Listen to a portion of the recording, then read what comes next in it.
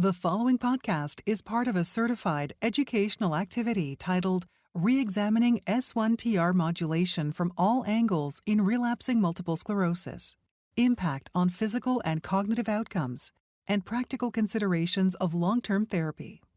Access the entire activity and complete the post-test at peerview.com/REK860. Downloadable slides and practice aids are also available. Good morning, everyone. Welcome to Re-examining S1PR Modulation from All Angles in Relapsing Multiple Sclerosis, Impact on Physical and Cognitive Outcomes, and Practical Considerations of Long-Term Therapy. I'm Bruce Cree, and I'm joined by my colleague, Dr. Heidi Creighton. All right, I'm going to let Heidi do the first part of the presentation, which is going to be examining the mechanism of action of S1PR modulators in the treatment of MS and exploring their potential as first-line therapies. Dr. Creighton is the medical director of the Multiple Sclerosis Center of Greater Washington, all the way from Vienna, Virginia. Yeah.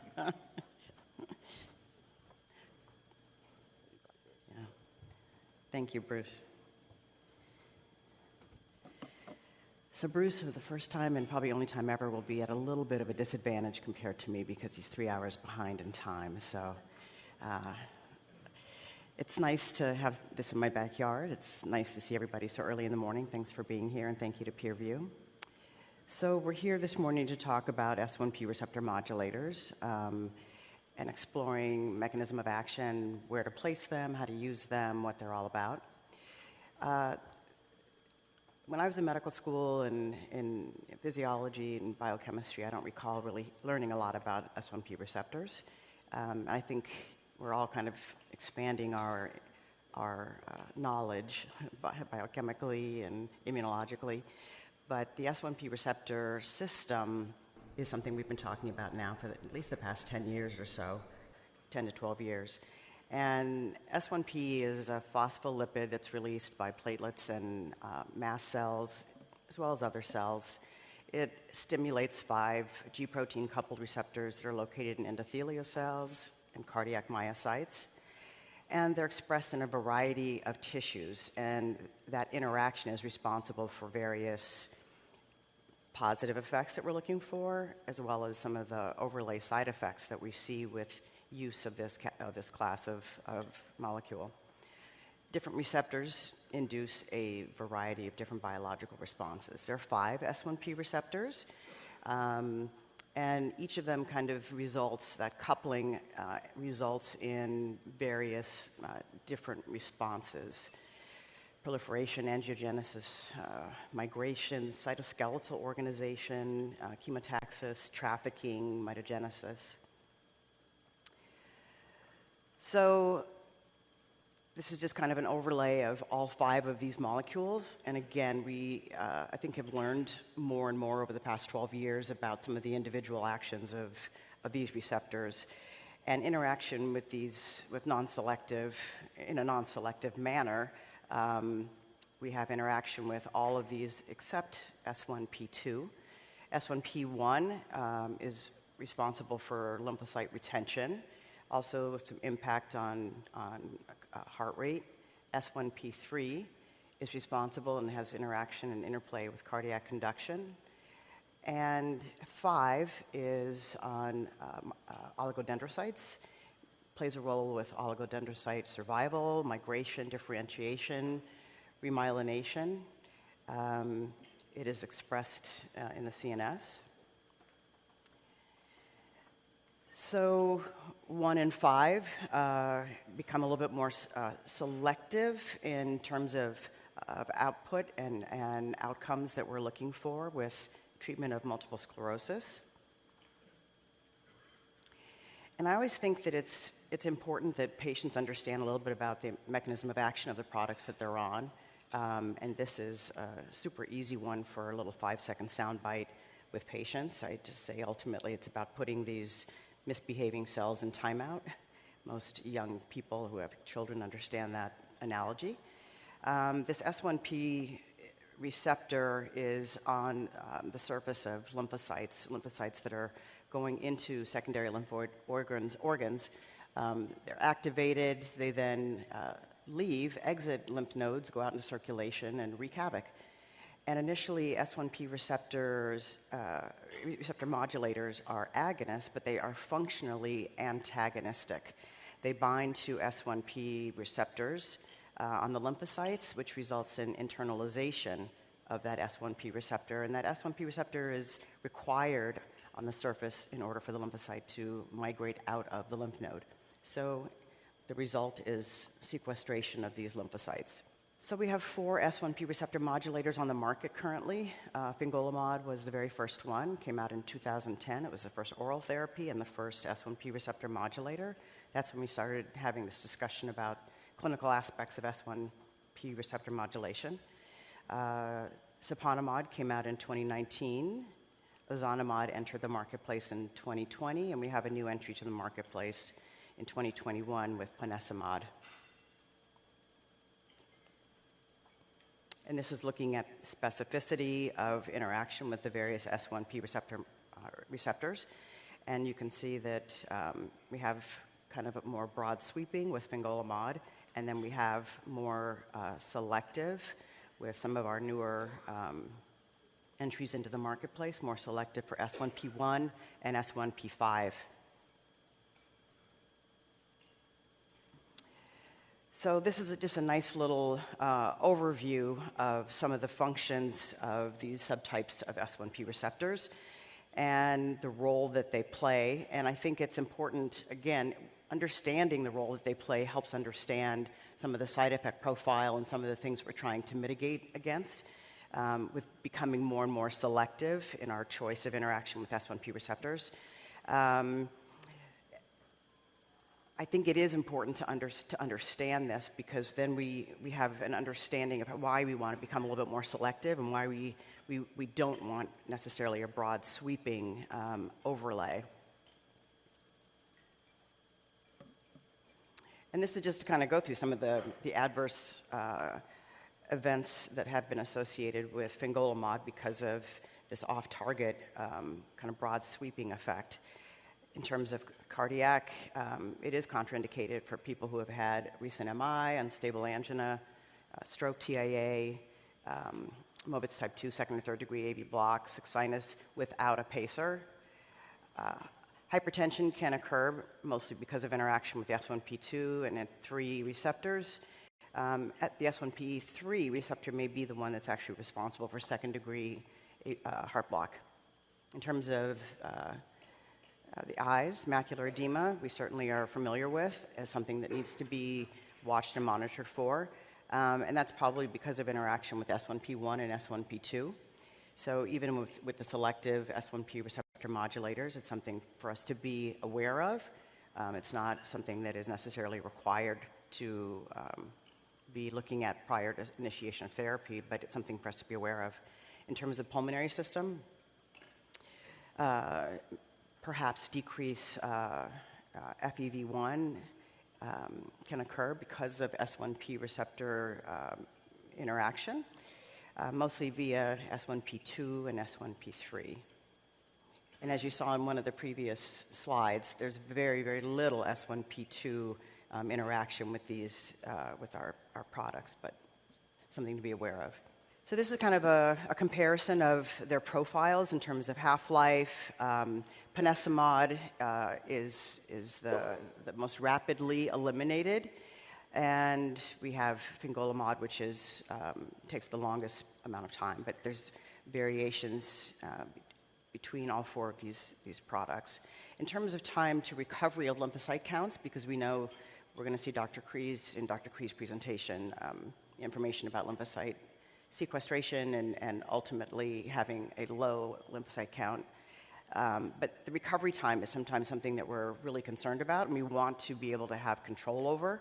So that's something that varies as well in terms of cessation of dosing and when we see return recovery to normal counts. And then pretreatment assessments. I think this is everybody's pretty familiar with this. We always want our baseline labs. There's some upfront testing that is really required for use of Fingolimod, and that becomes a little bit more individualized with some of the other products. vaccination status. Keep in mind, we always ask if people have had chickenpox. If not, they should be vaccinated. And sometimes our assays, the LabCorp assay is sometimes not very sensitive to picking up those titers after somebody has been vaccinated. So just to be mindful of that. We have genotyping that is required for Siponimod. So again, requirements vary a little bit. Overall, they're pretty much the same, but a little bit different. First dose monitoring is required for use of Fingolimod. We don't really have that with the others. And in terms of titration, Fingolimod really mitigates the change in heart rate with that first dose observation. The others do it with a titration. So we know that S1P receptor modulators certainly have increased efficacy. There's a big step up from what we refer to as platform therapy, interferon, glutamer, and we have increased efficacy in terms of, I'm not going to steal Dr. Cree's thunder, you'll see the data, but in terms of the hoops that all of our products need to jump through to show efficacy. It's an immunomodulator. It's once a day oral dosing, which is nice for patients, especially for me, more younger and flakier patients. We have various incarnations and generations. First line, second line, third line. This is a product that from the time that it came to market, I've used as a first line drug. It's a very nice way to introduce MS to somebody who's newly diagnosed, who's young, in my opinion. It makes them feel normal to be able to take a pill like other people.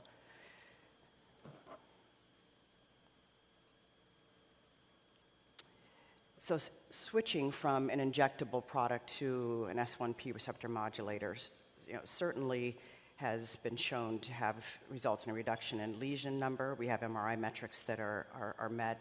Annualized relapse rates are reduced. Lower impact of those relapses on activities of daily living, smaller reduction in brain volume, and we've been talking a lot more about that in the past decade. Significantly improved quality of life, patient-reported outcomes, and lower adverse event rate. And when I started using S1P receptor modulators and switching people over, I realized that there had been really a lot of negative symptoms, depression, fatigue, that I thought was actually part of MS, and I didn't really realize that it was overflow from use of interferons, for instance. So it wasn't so much that the quality of life changed because I was doing something. I was really kind of taking away that wet blanket effect. So that's just a little quick, brief S1P receptor 101, and now I'll turn it back over to Dr. Cree to dive into the data. All right.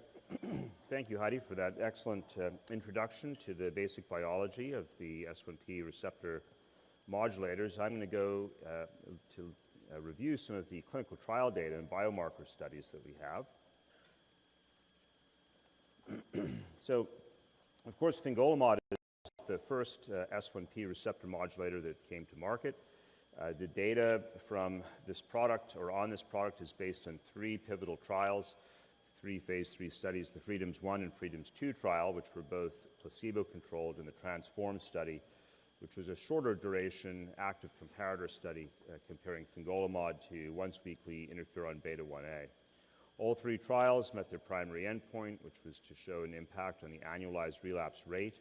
They all reduced the annualized relapse rate by around 50%. There was also statistically significant effects on new or enlarging T2 lesions, on GAD-enhancing lesions, and in terms of confirmed disability progression, this was shown to be statistically significant only in one of the 3 trials, the Freedoms1 trial. Ozanimod also had 2 pivotal trials, 2 phase 3 studies, both using an active comparator of interferon beta-1A.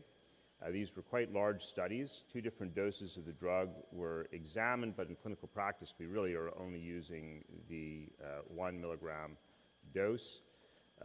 Both studies showed statistically significant effects in terms of the annualized relapse rate. and effects on new or enlarging lesions and on GAD-enhancing lesions, but there was no real difference between the treatment with Ozanimod and interferon beta-1a with respect to 3-month confirmed disability progression. These trials have gone into open-label extension studies, just as the Fingolimod trials have. Ponesimod had a phase 3 study in relapsing MS. This was an active comparator study with Teriflunomide and showed a reduction in terms of the annualized relapse rate relative to Teriflunomide, also an impact on combined unique lesions, that's new T2 lesions or enlarging T2 lesions or GAD-enhancing lesions. And then I'll go into a little bit more detail in a moment about the effect that this drug potentially has in MS-related fatigue. Siponimod is interesting because out of these 4 products, it's the one that has been investigated in secondary progressive multiple sclerosis, whereas the other 3 have been investigated in relapsing MS. This was a large study. These patients had much more advanced MS with an EDSS score which was considerably higher, 3 to 6.5, and the median EDSS score was 6, so a very different type of patient than the ones in the other trials where the median EDSS score was about 2.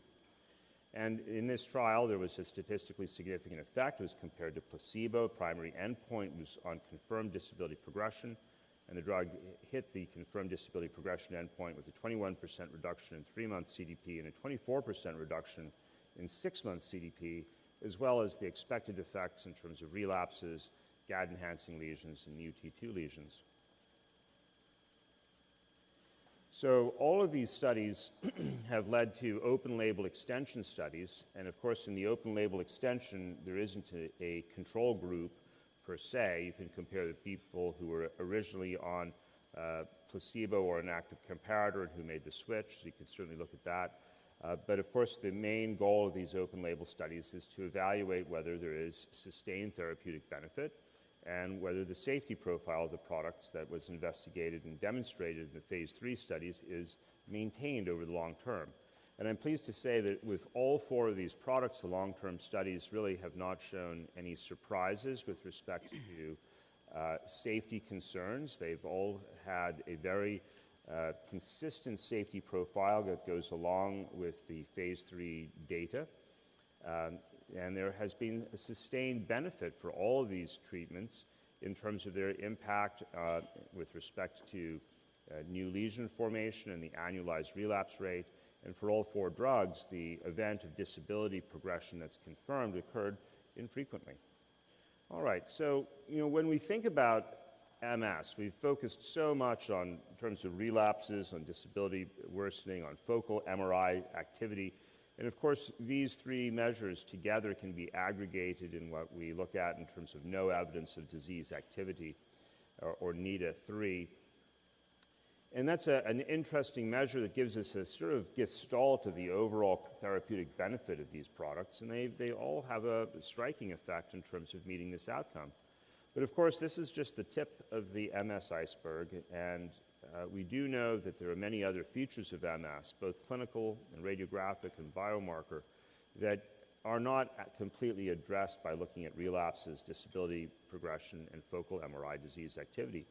Cognitive impairment is extremely important in multiple sclerosis, but is not adequately addressed by the EDSS. And so you have to actually look a little bit further to find an effect in terms of cognitive outcomes in MS. But cognitive impairment is a major source of MS-related disability. Fatigue is also a major source of disability, and again, is not adequately evaluated using the EDSS. So if you have an effect on fatigue, that would be, I think, an important clinical outcome. And then, of course, the brain and spinal cord are under attack, and as a consequence of MS, we all know that there is loss of brain tissue, loss of spinal cord tissue, so-called brain and spinal cord atrophy. And these processes, once we see them, reflect end organ tissue injury, which is irreversible. You cannot grow a new spinal cord. You cannot grow a new brain, at least not yet. So when you see that atrophy has occurred, that is an irreversible marker of end organ tissue injury, and this should be one of the things that we are focused on preventing, if at all possible. And then there are, of course, the lesions that we can't see by conventional imaging.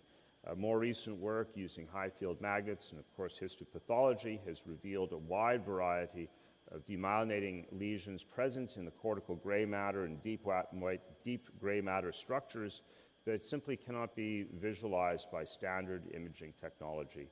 And we think that these areas of cortical demyelination are critical for cognitive functioning. And I think we have to develop better and better technology to identify these areas before they have occurred and to develop treatments that influence their outcomes. And then when we're thinking about these processes, of course, there are markers that we are now in the process of developing. And I'll share some information with you on neurofilament light and GFAP, which can be measured in the serum of patients. Of course, these can be measured in the CSF, but advances in technology have allowed us to measure these neuronal biochemicals present in serum samples. And I think that is a very interesting area of ongoing research in multiple sclerosis. So now on to cognitive dysfunction in MS. Cognitive dysfunction is a very common manifestation in multiple sclerosis, and we really need to be better informed regarding the role of cognitive problems in patients with MS. We focus too much, I think, in terms of relapse prevention and disability.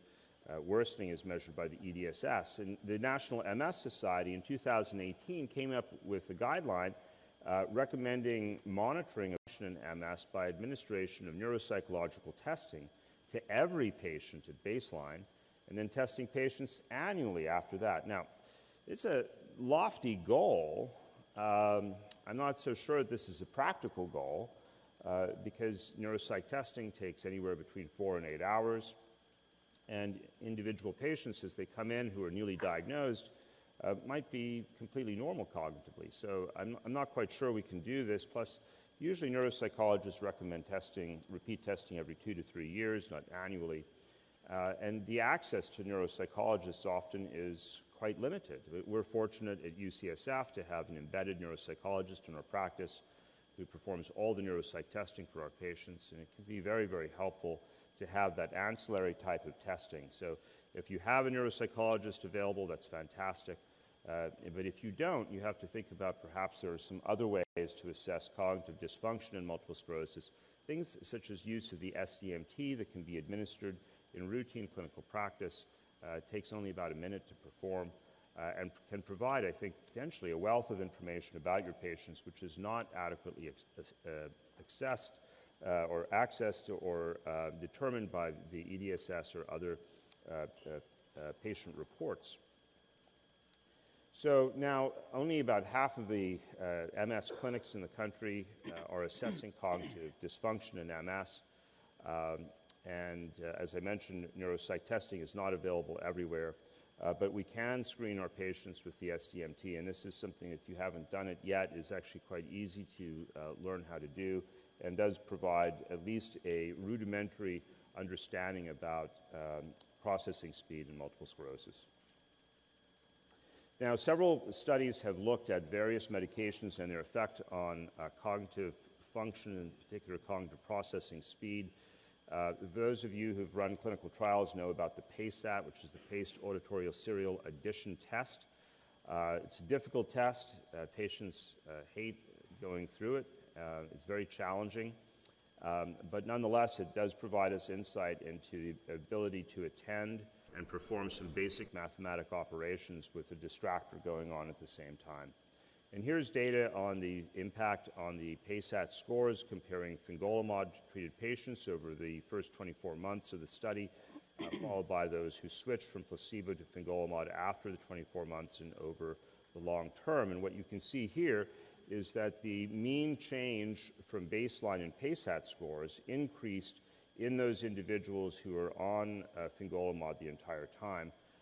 And in those individuals who were initially on placebo and switched to Fingolimod, those scores also went up over time, although not quite catching up to the individuals who had been on Fingolimod treatment from baseline. The EXPAND study also looked at a measure of cognitive function using the SDMT, which is the symbol digit modality test, an alternate test that is not as draining as the PACEAT is, and anxiety-provoking. In here you can see the Kaplan-Meier curves for confirmed cognitive worsening, comparing the group which is in blue and continuous Siponimod to those who were initially treated with placebo and then switched over to Siponimod. Now, this particular trial had a variable duration of time on placebo.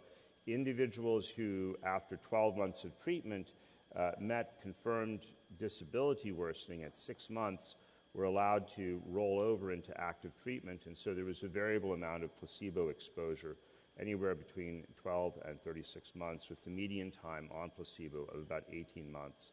And as you can see here, those who switched over from placebo to Siponimod had a different Kaplan-Meier curve compared to those on continuous Siponimod, indicating that treatment with continuous Siponimod was superior to placebo over the long term in terms of delaying the time to 6-month confirmed cognitive worsening and time to reach the 25th percentile. That's a 60% difference. Now, fatigue is common in multiple sclerosis. We don't have good ways of measuring it, but it is a major cause of disability. And between ambulatory impairment, cognitive dysfunction, and fatigue, these are the 3 main drivers of loss of vocation in multiple sclerosis. Fatigue, of course, is an invisible symptom. It can manifest in many different ways. It can manifest as neuromuscular fatigue. It can be almost indistinguishable from depression. It can be brought on by sleep disorders. It can be a profound lassitude, just a general lack of energy. And it has got a tremendous burden in terms of reducing activity, productivity, and has a massive economic burden for patients living with MS. So claims analysis of over 4,000 patients treated with DMTs for over 5 years showed that up to 46% had fatigue documented by ICD-9 and ICD-10 codes, sleep studies, and stimulant prescriptions. And so we keep giving patients who have fatigue stimulants, and I think that's okay for the type of fatigue that manifests as excessive daytime somnolence, but a stimulant like Adderall or methylphenidate or modafinil is simply not going to do anything for a patient who has no energy. You're just going to keep them awake without energy. You're not giving them the energy back. And of course, patients who have fatigue are more likely to have comorbid depression, anxiety, cardiovascular disease, and GI disorders. So I think we really have to do a better job of characterizing fatigue and doing something about it therapeutically. So here's data from the Ponesimod clinical trial, which compared itself to Teriflunomide. And you can see here a symptom domain of fatigue using the Fatigue Symptom and Impact Questionnaire for Relapsing MS. Now, this is a novel questionnaire that had been developed really for this clinical trial and shows you the change in fatigue scores from baseline all the way through to week 108. And a decrease in score is considered beneficial, an increase in score is doing worse, and you can see that by week 108, the Ponesimod treatment group had no change in baseline fatigue, whereas those on Teriflunomide experienced worsening fatigue, and this was statistically significant at week 108. So it is possible that Ponesimod has a beneficial therapeutic effect on fatigue, although this information comes from the clinical trial. It did not make it into the prescribing information for this particular product. Now, what about brain volumetrics and end organ tissue injury? Well, all of these clinical trials have used advanced quantitative imaging to look at brain volume, to look at deep gray matter volume, thalamic volumes, and cortical volume. And here's data from Fingolimod looking at this, pooled data from the phase 3 clinical trial program. And what you can see here is a significant effect of Fingolimod on overall brain volume loss, on deep gray matter volume loss, and thalamic volume loss. The last box here of cortical gray matter showed no difference, but nonetheless, you get the idea that there is an impact of Fingolimod on preserving overall brain volume and gray matter structures over time, and I think this is very important. When you look at overall brain volume, the degree of brain volume loss on Fingolimod is normalized to the lower limit of normal for those individuals who do not have MS. And I think this is an important message telling us that you can preserve brain tissue by treatment with S1P receptor modulation. Ozanimod showed similar effects. Here you can see an impact on the brain volume change at 12 and 24 months for its two pivotal trials, first on whole brain, then cortical gray matter and thalamic volume. And you can see that there's a effect of both doses of Ozanimod, but only the 1 milligram dose is used in clinical practice. And all of these changes were compared to the active comparator, interferon beta-1A, once weekly. And now, in terms of Ponesimod compared to Teriflunomide, there was also an effect on overall brain volume loss that reached statistical significance by week 108. And then for Siponimod, there was an effect in reducing both cortical gray matter and thalamic volume loss, and this was shown in the overall treatment population, and sub-analyses were also performed in those with active MS, meaning those individuals who came into the study and had a relapse in the 2 years prior, or a GAD-enhancing lesion at baseline, and these effects were seen in the active MS subgroup as well. So now, what about biomarkers? Well, neurofilament light is a biomarker that has received a lot of interest in MS. The new Simoa assays are highly sensitive and are capable of picking up neurofilament light concentrations at the picogram amount from serum samples. And serum neurofilament light was looked at as a biomarker in the Fingolimod clinical trials.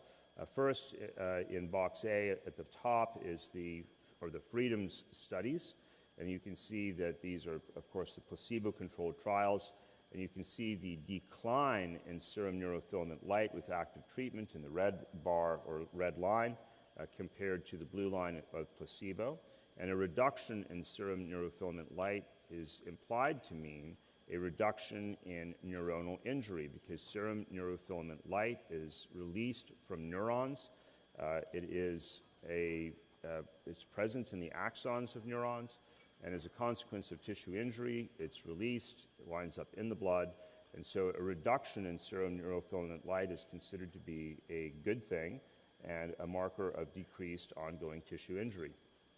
And in the panel below, you can see a comparison here of Fingolimod to interferon beta-1A, and once again, you see normalization of serum neurofilament light back to the healthy control level with Fingolimod treatment relative to treatment with interferon beta-1A.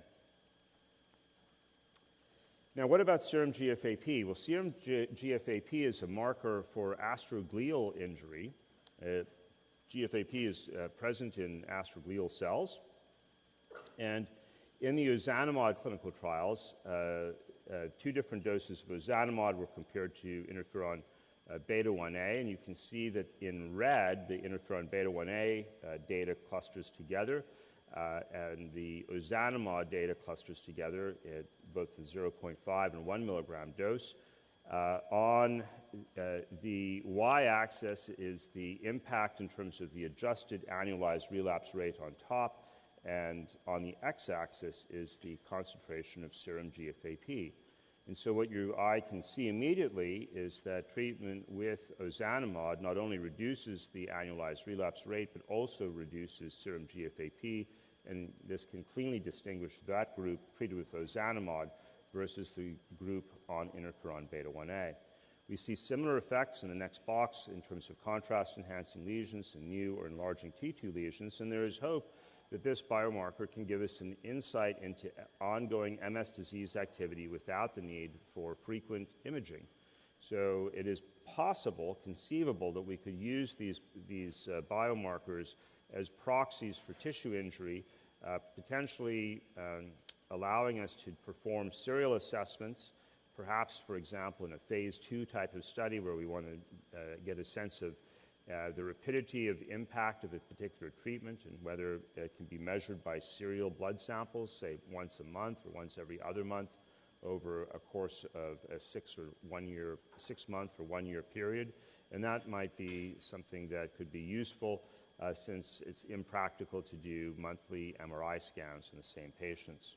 Just an idea about how these things could be used. Now, when we try to put all of this together, one of the interesting studies that I just want to show you, now this is a very complicated slide, but I'm going to walk you very briefly through it. What this slide does is it takes a supervised machine learning approach, integrating information about serum neurofilament light and brain volumetrics, looking at lateral ventricular volume, gray matter volume, and then ask the question, if we can integrate these things, can we develop a model for prediction of cognitive worsening in terms of SDMT scores? And the short answer is yes. So when you integrate measures of brain volumetrics with serum biomarkers of chronic tissue injury and ongoing tissue injury, you can come up with a model that is predictive for who's going to be at highest risk of cognitive worsening. So I think this is going to be the start of a new era of investigation in MS, where we really are taking the knowledge that we have about brain volumetrics, serum fluid biomarkers, and applying them to our understanding of long-term cognitive and other outcomes in multiple sclerosis. And now I'm going to take a break from the podium and go sit down here with Heidi, and we're going to now begin our practicum case discussion, bringing it into focus, individualizing management of relapsing MS to achieve optimized patient care. So our patient is a 28-year-old right-handed Latin American woman who has a history of depression that's treated effectively with citalopram. She presents with a left occipital parietal headache. It's associated with pins and needles paresthesias on the scalp in the same distribution. The headache is pulsatile, associated with nausea and photophobia, but is without aura and no phonophobia. She's diagnosed with migraine, and she started on amitriptyline, riboflavin, and sumatriptan. The patient notes that amitriptyline is ineffective at preventing the migraines from occurring, but sumatriptan or sleep can abort her headaches. She also describes muscle twitching around her left eye. She has intermittent tingling paresthesias in her feet, and she's had urinary urgency, which is new for her, for the last month. And on exam, she's got orbicularis oculi myokymia. She's got diminished vibratory sensation in her toes.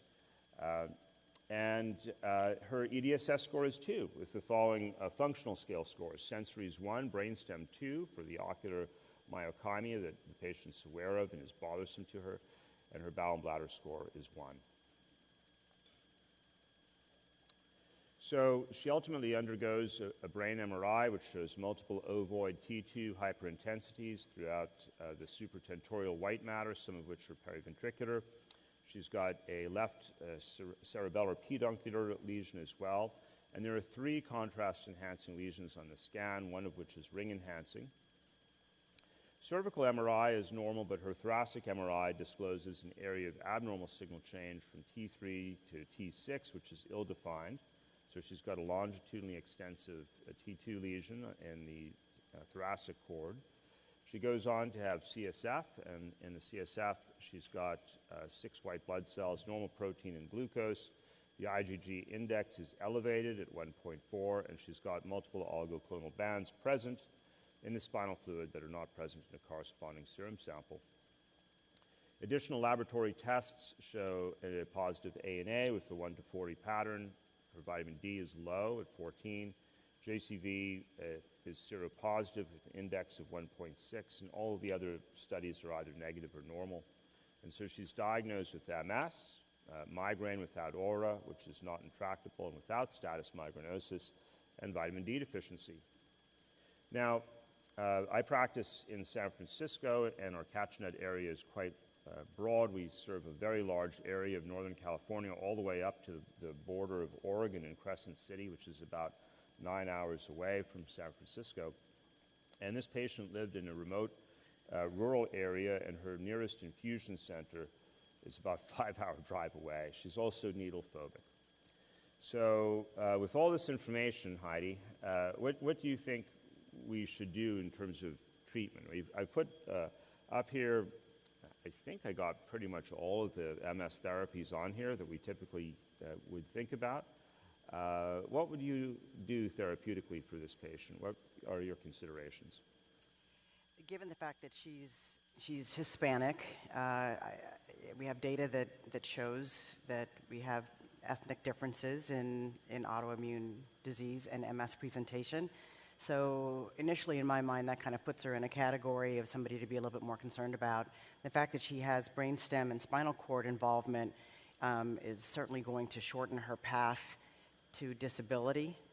So she needs high efficacy therapy. It's very unfortunate that she lives so far from an infusion center because an infused monoclonal antibody would certainly be my go-to for her to get her to a better baseline and protect her CNS. Given that she is so far away, and that's really not an option, I probably actually would offer her an S1P receptor modulator.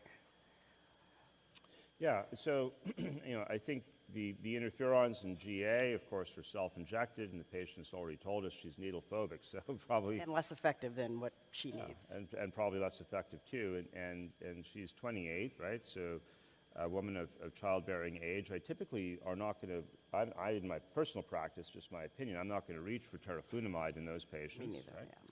yeah. Certainly, I think a fumarate could be considered, right? If she's reliable. If she's reliable, exactly. So you have to be willing to take a medication twice a day, or even 2 pills twice a day, right? Right. So S1P modulators, I think, as you said, make a lot of sense. She's JCV seropositive. That always gives me pause before recommending natalizumab, although we can do extended interval dosing now. And and that reduces the risk of development of PML. I think an anti-CD20 is reasonable. What do you think about alemtuzumab? Is this a patient that you would start on alemtuzumab? I think that certainly should be part of the conversation, with the exception that she is so far away from lab services that I think the burden of monthly blood work for 5 years would be incredibly burdensome. So I don't think it's realistic. Yeah. I think there are quite a few challenges with use of alemtuzumab in this particular case that would make it difficult. What about cladribine? What do you think about cladribine? I mean, it's got the convenience of an oral therapy.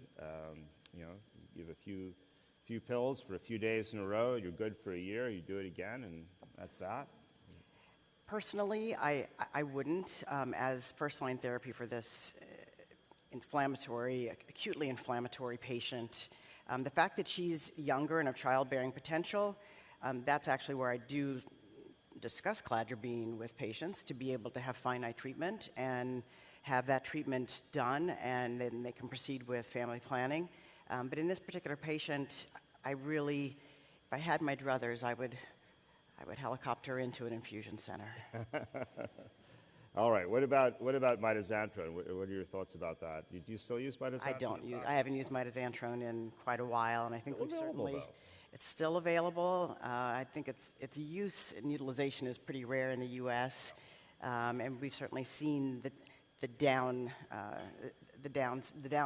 of choosing mitoxantrone with cardiac toxicity, and so that's myelocytic leukemia. Hard to go ahead and throw that at 28. And infertility. And infertility. For a young woman. Hard to do that to a 28-year-old Yes. patient. All right. So the patient. So you're here at an S1P receptor modulator meeting. Guess what? Patient starts an S1P receptor modulator, right? Okay. What's the real-world data on first-line S1P treatment? Well, generally speaking, when we look at patients who are started on highly effective frontline therapies, so-called HEFT therapies, they tend to do better than our lower therapeutic efficacy treatments, or light therapies. And they tend to do better over the long term. And so we have data from multiple sources of observational cohorts showing that high efficacy frontline treatment is better in terms of long-term disability than our tried and true therapeutic escalation approach. Now, I think this is being used a lot in clinical practice, but it hasn't come completely all the way into focus because we don't have yet randomized controlled trials. I think we eventually will, right? We have 2 trials which are ongoing right now that are going to address this type of therapeutic paradigm approach, and we'll have data coming out in the years to come from those randomized controlled trials. But a lot of us who see many MS patients are already making the switch and going away from a fix-on-fail approach and using the higher efficacy therapies, which in my opinion include the S1P receptor modulators, but certainly the monoclonal antibodies as well as frontline. And this is really, I think, being predicated by first natalizumab in JCV seronegative patients and the ability to monitor for JCV seropositive conversion, and then with the anti-CD20s as well, where the adverse event profile is generally quite favorable. Can I just add to that that this data is even more robust for Hispanic, African American population, non-white population of patients, and I think especially our non-white males that tend to have so much more impending disability, if not attacked very aggressively early on. I think that's really important for us to remember, that we really cannot approach that group of patients with an escalation, stepwise approach. That's right. Yeah. Well, you're doomed to failure. Yeah, exactly. You're generating therapeutic success based on failure.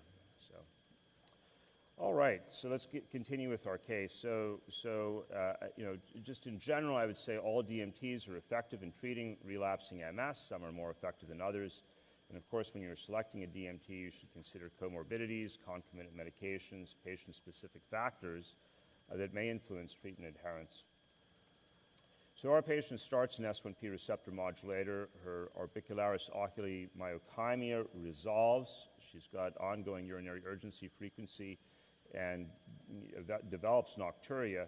Her PVR is only 10 cc's. She's tried and fails on oxybutynin, telteridine before finally getting on mirabegron, and then has improvement.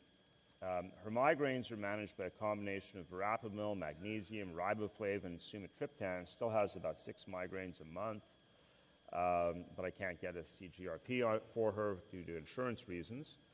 And then the COVID-19 pandemic started.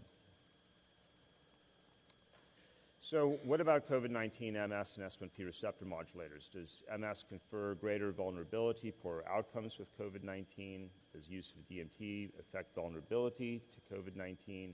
And how do DMTs in general affect vaccine efficacy? And in particular, does S1P receptor modulator affect COVID-19 vaccine responses? So if you are an obese man with diabetes and cardiovascular comorbidity and pulmonary problems and hypertension and progressive MS, and you get COVID, you're probably not going to do so well, right? These are the major risk factors, and I think we are all familiar with this. The higher the EDSS score, the worse the clinical outcomes. If you've been treated with corticosteroids recently, you tend to do worse as well. And interestingly, there may be an effect of CD20 monoclonal antibodies in terms of making outcomes a bit worse compared to dimethyl fumarate. But no treatment is worse than treatment, so perhaps these things do wash out a little bit. Fingolimod reduces the immune response to vaccination. Vaccination can be less effective for about 2 months after discontinuation of Fingolimod, and of course one's not supposed to use live or attenuated vaccine during treatment.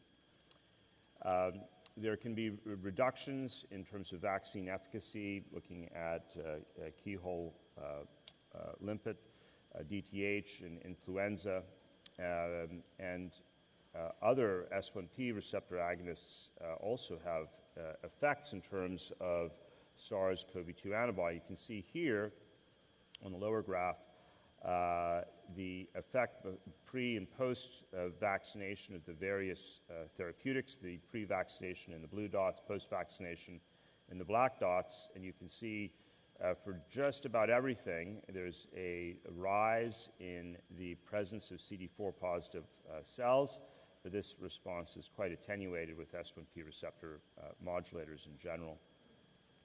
And we see an impact in humoral immunity too, with reductions in antibody responses as measured by the semi-quantitative SARS-CoV-2 antibody test. So this patient gets vaccinated 3 times. However, despite vaccination, she contracts COVID. She's admitted to her local hospital. She gets oxygen. She does recover, but has some lingering dyspnea with exertion. And we check her for SARS-CoV-2 antibodies, and she has no detectable antibodies by the index. Index value is less than 1. So we stop her S1P receptor modulator, and after 2 months, we wait for her absolute lymphocyte count to recover, and it comes back from 0.4 to 1, which is back into the normal range. And we revaccinate her, give her 2 more doses, and then her SARS-CoV-2 antibody 2 weeks after that second dose is now greater than 2,500. Brain MRI is performed for safety, shows no neuroactive lesions. There is concern about a hypothetical rebound that might occur following S1P receptor discontinuation. And so she was monitored carefully for any signs of MS disease activity, and her MRI was stable, and her S1P receptor modulator was restarted, and now she's doing okay.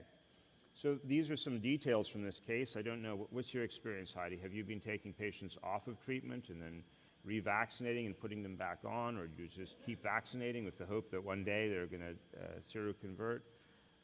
Do you use, in your own practice, the SARS-CoV-2 antibody to assess for your MS patients on various DMTs? You know, I actually do. When the pandemic started, we really didn't have any information, so I figured I should probably start gathering information to help guide me. So for the past 18 months or so, we've been collecting on every patient, every visit. I have a big spreadsheet of antibody status by drug. So I've collected quite a bit of data, and that really led me to, help kind of guide people through and navigate through the pandemic and vaccine.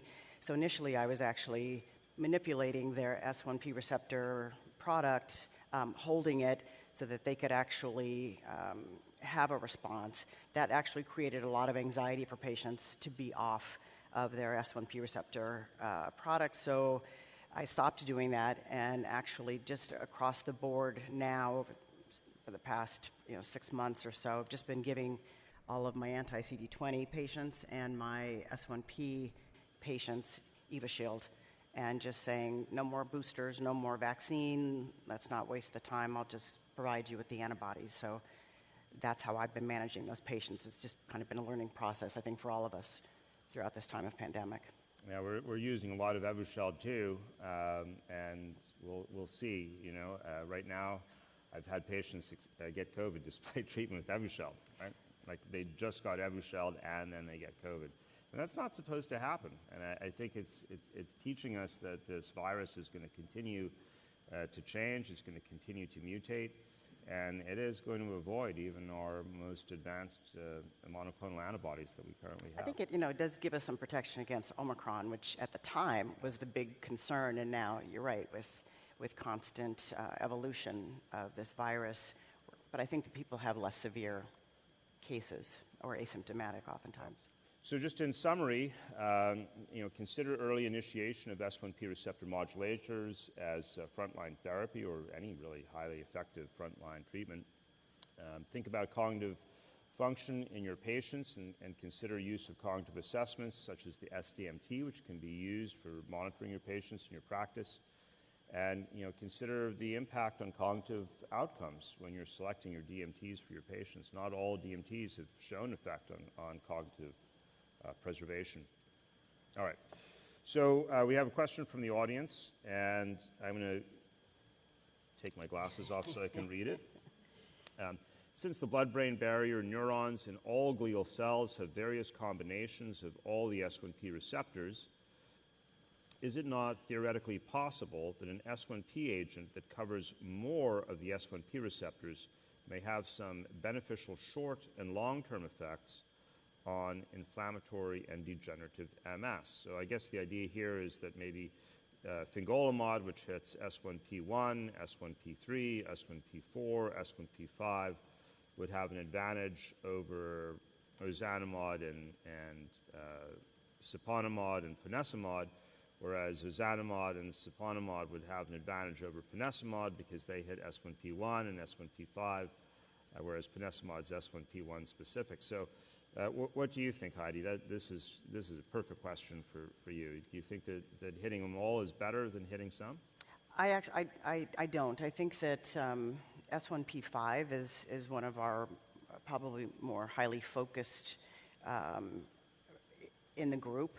And I think that we really do have to try to balance side effect profile. And that broad sweep we've seen really gives us an increased incidence of side effects that we have to manage. So I think over time we've seen that for ourselves with experience. Yeah, no, for sure. I think the development of the more selective S1P receptor modulators, although they have not been compared in a head-to-head randomized controlled trial against Fingolimod, has clearly shown, nonetheless, cross-trial comparison caveats all in place, that they have a cleaner side effect profile, and they still have excellent evidence of therapeutic benefit. Yeah. So, you know, if you look at the impact on the annualized relapse rate, comparing Siponimod, for example, to Fingolimod, they're both reducing the annualized relapse rate by about 50%.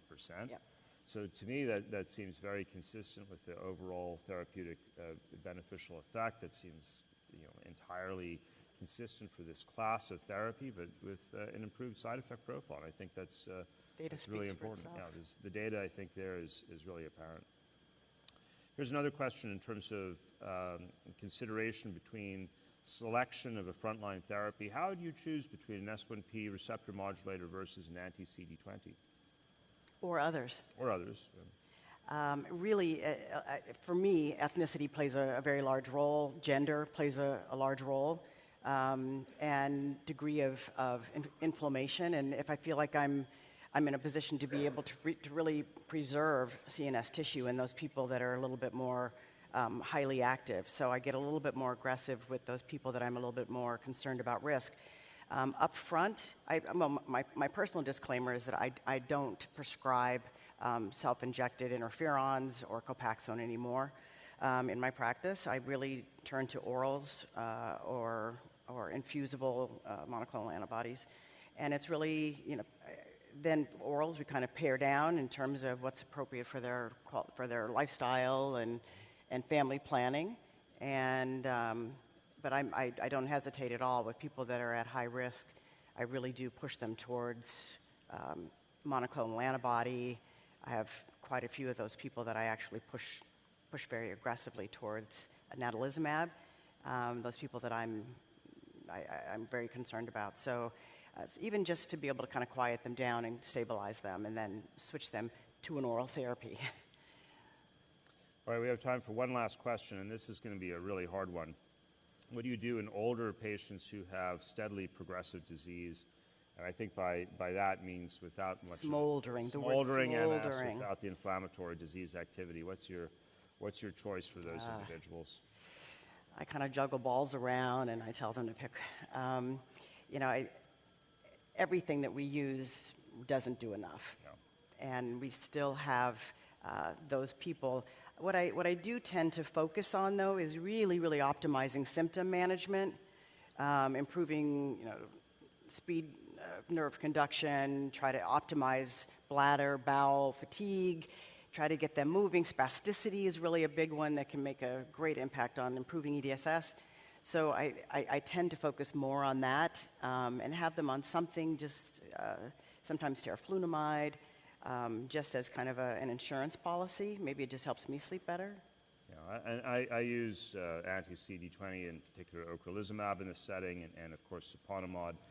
Limited data indicating some degree of efficacy for both of those products in in these individuals, but we only have data up to the age of 55 for ocrelizumab. So somehow is actually referred to as older in clinical trials. I don't quite understand. Well, I was thinking of it, like a 65-year-old patient. Oh, at least. Right. At least. Who's gradually worsening. So, yeah. So there you have it.